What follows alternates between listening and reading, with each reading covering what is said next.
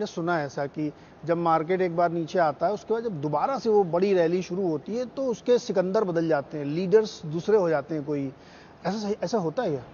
पक्का होता है ना, जहाँ गलती को वहाँ पर ही जाओगे ना आप। हाँ। दूध का जला भी छाछ को फूंक के पीता है। तो अभी सब डिजिटल में मरे हुए हैं, सब हाँ। टेक में लगा है, तो सब टेक बेच रहे हैं, लेफ्ट राइट एंड सेंटर बेचते जा रहे हैं। लॉन्ग टर्म जो भी होगा, लेकिन शॉर्ट टर्म में तो भी सब हाँ। भाग रहे हैं वहाँ से। अब जा कहाँ रहे हैं? नॉन टेक में। हाँ। सो आप देखिए 2000 में बूम हुआ Y2K का, 2000 में बहुत अत्याचार हुआ Y2K में। उसके बाद जो है जब सब वहाँ से करेक्ट होके वापस चालू हुआ 9/11 के बाद, तो सब फाइनेंशियल्स में जाके गए। मॉर्गेज मतलब ग्लोबल फाइनेंशियल क्राइसिस हुआ। ओके, सो टेक फाइनेंस, फिर बोले अब फाइनेंस में बहुत लफड़ा हो गया, तो 2020 में क्या किए? डिजिटल कंपनीज में किए, अगेन टेक वापस आया। अब टेक में बूम नहीं होगा, टेक में भी करेक्शन चलेगा भाई, जितना एक्सेस है सब खत्म होगा भाई, 5-7 साल तक चलेगा वो। फिर तो लेकिन बाजार liquidity has to find a new hero, new place to emerge, दूसरे एक्सप्लोजन होगा। तो मुझे लगता है या तो फाइनेंशियल्स में होगा, लेकिन मेरे को ऐसा लगता है पक्का कि नॉन टेक एक्सप्लोजन होगा, चाहे वो रियल एस्टेट हो, चाहे फिनेंस हो, चाहे डिफेंस हो, चाहे फार्मा हो। World will find and finance क्या है? फिनेंस बहुत बड़ा है पूरे वर्ल्ड वाइड, मतलब हर तरीके की चीज़ें, उसमें फिनटेक भी है, उसमें बैंक्स भी हैं, NBFCs भी हैं, हाउसिंग फाइनेंस कंपनीज भी हैं, स्पेशलाइज्ड लेंडर्स भी हैं। तो बड़ा सेक्टर है, बहुत बड़ा प्रॉफिट आता है। ऑलमोस्ट मेरे ख्याल से सब सेक्टर मिला के, इंश्योरेंस और मिला के almost 35% of the total corporate profits बिल्कुल आर कमिंग फ्रॉम से। तो यदि आप टेक में नहीं जा रहे हो तो फिनेंस में एक बड़ा तूफान आ सकता है। पता नहीं बाजार कहाँ किस तरफ मोड़ लेगा, लेकिन वो ये तो क्या पानी की धारा है। यदि आप टेक से बाहर निकल रहे हो तो कोई ना कोई बड़ा सेगमेंट आपको खोजना पड़ेगा जहाँ वो इंक्रीमेंटल लिक्विडिटी जा सके। तो मुझे लगता है it will be non tech. तो ये नया नॉन टेक वाला हीरो दिख रहा है अभी कि ये भाई साहब को पूछिए, इनको ज़्यादा अंदाजा जाता है। सुनील सर आप बताइए, नया हीरो जो आने वाला है, नया हीरो है ना। First thing is, do you agree with my observation only? But खाली एक ही चीज में मैं डिफर करूंगा भैया। अभी जो डिजिटल है ना, ये हमारे जिंदगी का एक इंटीग्रल पार्ट हो गया है, जो 2000 में नहीं था। 2000 में इट वाज होप, अब वो हो गया इंटीग्रल पार्ट। जैसे अभी नेटफ्लिक्स का रिजल्ट आया, again subscriber numbers have shot up dramatically, क्योंकि हमारे को आदत पड़ गई है, हमारे को अमेजोन से मंगाने की आदत हो गई है, हमारे को डिजिटल में कुछ करने की आदत हो गई। It is become a integral part. और the good thing is stock correction है ना, ब्रूटल रहा है। 10-20% नहीं गिरे, 80-80% गिरे। तो जो 5 साल 7 साल में जो करेक्शन आना था ना, वो 1 साल में ही आ गया। That is what I was trying to highlight, कि जो पहले 2-3-4 साल में होता था ना, आजकल वो 2-3 महीने में हो जाता है। बिकॉज सब ज्ञानी है, सबके पास न्यूज है इंस्टेंट। मानिए आप अभी आपने इंटरव्यू लिया, 15 सेकंड बाद में सबको हमारे फोटो मिल जाएंगे व्हाट्सएप पे। इतना इंस्टेंस है। तो I think that's why I think that cycles are shortened. तो पहले जो 5-7 साल लगता था, हो सकता है थोड़ा सा कम समय लगे। At the same time mostly है ना, and it applies to us also, वो नया ट्रेंड होने के बाद में पता चलता है ये ट्रेंड अच्छा था। ट्रेंड कौन सा?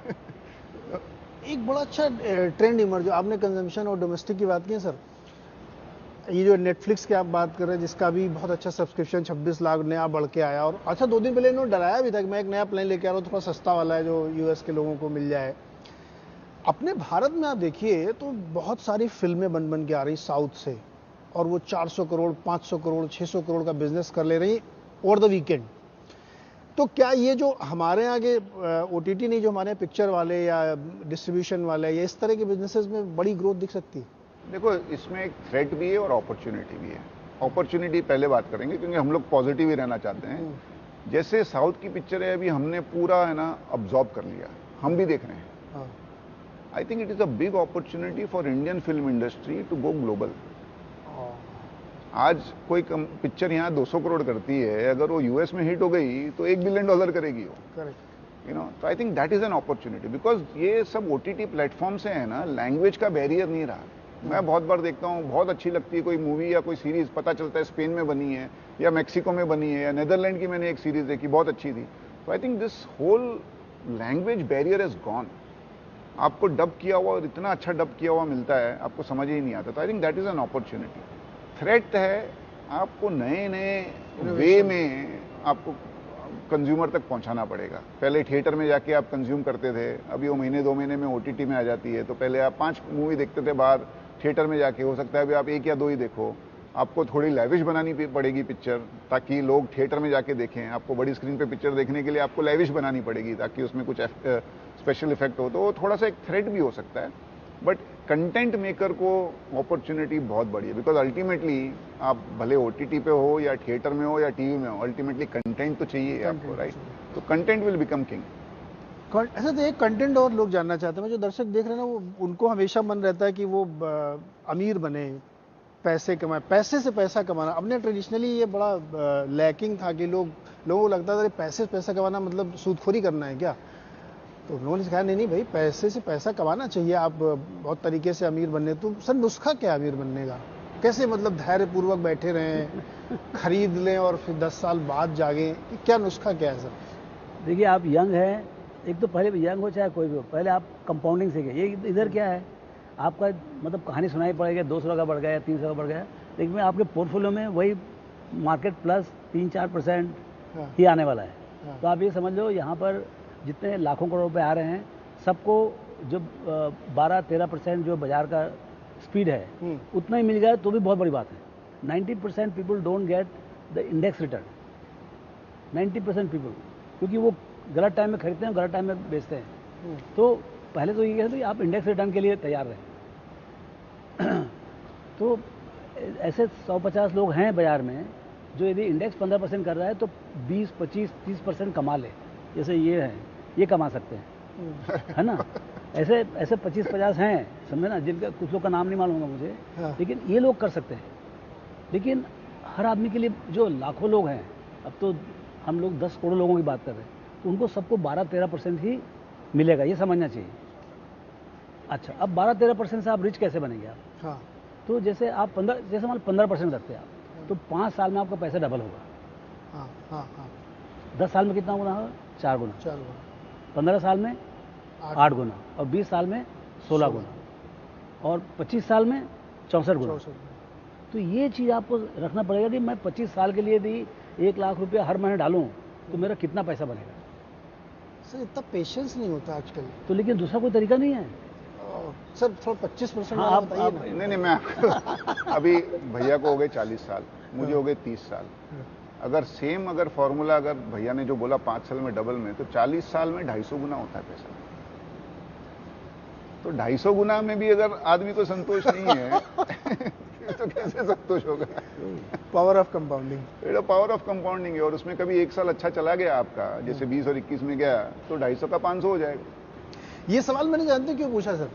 जब हम लोग कभी छुट्टी में लखनऊ गया, मैं दिल्ली गया, तो लोगों के दिमाग में ये आ गया कि मार्केट में अब पैसा बनाते हैं लोग, अच्छा कमाते हैं, वेल्थ क्रिएट होती है, लेकिन अभी भी उनके दिमाग में कुछ ऐसा बताओ 2-3 महीने में डबल।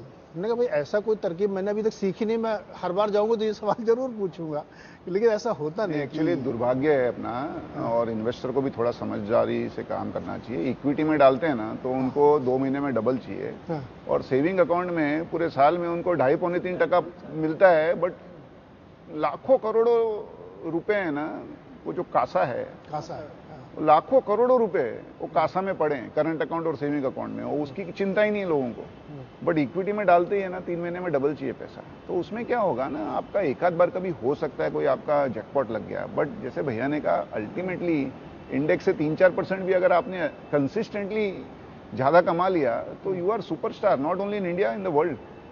अच्छा, एक सवाल और मन में मेरे है, पैसा सबसे ज्यादा कौन कमाता है, अपॉर्चुनिस्ट या कंसिस्टेंट वाला, जो बाजार में मौके बनाए अपने लिए, अपॉर्चुनिटी बार बार तलाशे और करता, वो ज़्यादा पैसा बना सकता है, या जो एक बार कंसिस्टेंटली लगा हुआ है, SIP करता जाए, हर महीने डालता जाए, वो ज़्यादा पैसा बना सकता है? देखिए, जितने लोग हैं उतने तरीके हैं पैसे कमाने के। भाई देखिए, जैसे हम लोग तो प्रोफेशनल हैं, तो 24 घंटे बाजार में जीना, बाजार में मरना है, तो हम लोग को थोड़ा तो कमाई ज़्यादा होगा ना, इतना मेहनत कर रहे हैं तो। बिल्कुल बिल्कुल, है ना, रोज 5 कंपनी से मिलते हैं, ये करते हैं।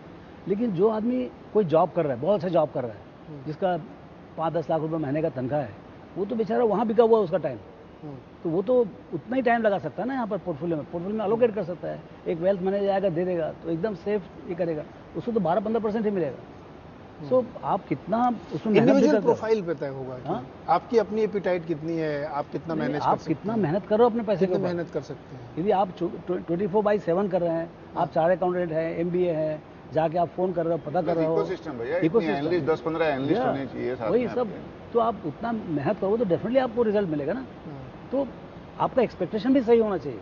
आप जितना मेहनत करो, यदि मैं यदि एक्सपेक्ट करता हूँ मेरे 20% कमाऊँ करके, तो शायद जायज़ है, मेरे मालूम है बहुत डिफिकल्ट है, लेकिन शायद मैं सही एक्सपेक्ट कर रहा हूँ।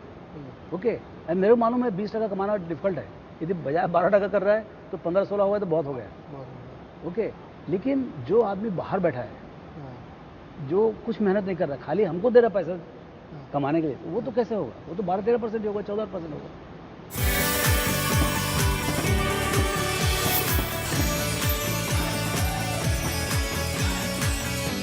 फ्यूचर एक्सप्रेस में आप सभी का स्वागत है। FNO मार्केट का